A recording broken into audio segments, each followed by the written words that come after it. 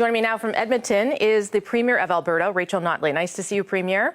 Good to see you. What was the message that you wanted to send, I guess, primarily to British Columbia today, but to all of the country? What did you want to tell people? Well, you know, I think just because it was important to let people know that the government of Alberta had received leave to have intervener status in the judicial review of the NEB decision for Kinder Morgan, as well as the cabinet decision of Kinder Morgan, and we are pleased to be able to engage in that. And our view of the world generally, I mean, I'm not getting into specific legal arguments, but the reason the government of Alberta is interested in that is because we believe it's fundamentally important for our country, for the federal government's authority in this respect to be acknowledged, and for interprovincial infrastructure that has such a critical impact on our economy to be something that is under the authority of the federal government. And ultimately, that in this particular case, we believe that the other interests, the important interests of Indigenous people, of environmentalists, of people concerned about coastal marine safety have been appropriately considered and accommodated. So you're saying if all those people have been listened to, if you are stopped, because this is going to court, and you are stopped by the other province, I think you use the language that you would be held hostage, that Alberta would be held hostage to British Columbia. Is that a real concern that will happen? Well, I think that, frankly, it's a concern with any province in Confederation, that there are certain infrastructure projects which need to span provinces. And ultimately, one of the criteria that needs to be considered is the issue of the overall national good, and in particular, in this case, the economic benefit, which we believe is substantial for not only the province of Alberta, but for workers in BC and all Canadians.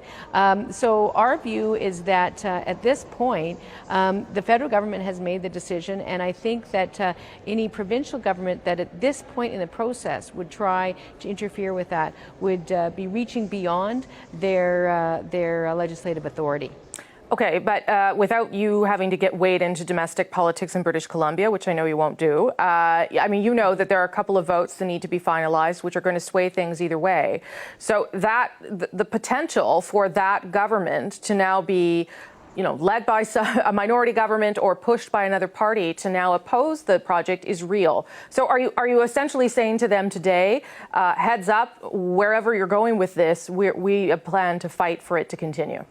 Well, I mean, here's what I will say is I can only speak to my own experience. Sure. But the reality is when you become, when you get elected, we got elected with a 20-seat majority. But when you get elected, if people come to you once you're in that role and say, listen, to take a particular course will push your legislative authority beyond that which is probably going to be justifiable, beyond that which would allow you to succeed. And in so doing, you're going to do that and you're going to generate a great deal of investor uncertainty around decisions overall. I think, certainly if I had been given that kind of advice once I became Premier, I would take that very, very seriously. Indeed, in our case, you know, we became government when our economy was struggling significantly. And those kinds of issues are important, and it requires you in government to take a measured approach to these kinds of things. And so I would suggest that no matter what combination or permutation of parties ultimately earns the right to govern in BC, I would suggest that they don't have the kind of majority that would suggest that they should push their legislative authority beyond that which most people would agree that they have, create investor uncertainty, when they don't have the kind of mandate that you need to be able to flex your muscles that way. And I would also suggest that ultimately it wouldn't be successful. So that's just how I would approach this issue if I were taking on government, and that was certainly my experience because we came in at a time when there was a great deal of economic uncertainty, and we had to take a measured approach because that's what was in the best interest of ensuring job protection for the people of our province. Yeah, I get the argument, but as you pointed out right off the top, you had a 20-seat majority. Christy Clark has a minority and may get a 1-seat majority. So if she's given a minority mandate by the people of British Columbia and feels she needs to reevaluate a pipeline, why shouldn't she? Yeah. Well, I don't even know that this is, I think that's, my argument's actually the opposite of that, is that when your mandate, whether it's a one-seat majority or a one-seat minority or whatever it might be, when your mandate is that close, that is not the time to take your legislative authority and push it beyond which most experts will tell you you actually are entitled to do. That's the time when you govern in a consultative, measured, careful way in order to ensure certainty and to not generate investor uncertainty. And so that's exactly my argument, is that when your mandate is as slim as whoever becomes government out there will be, you need to exercise your legislative authority responsibly and carefully. I want to end on the NEB, because we did speak to one of the authors from the panel yesterday about the many different things put forward by that report that the federal government will now have to consider. But I believe you were asked about this earlier. They believe fundamentally it's important to get the NEB out of the West and to move it to Alberta. You called it dumb, to move it to Ottawa, rather, and you called that a dumb idea. Why do you think that's so dumb?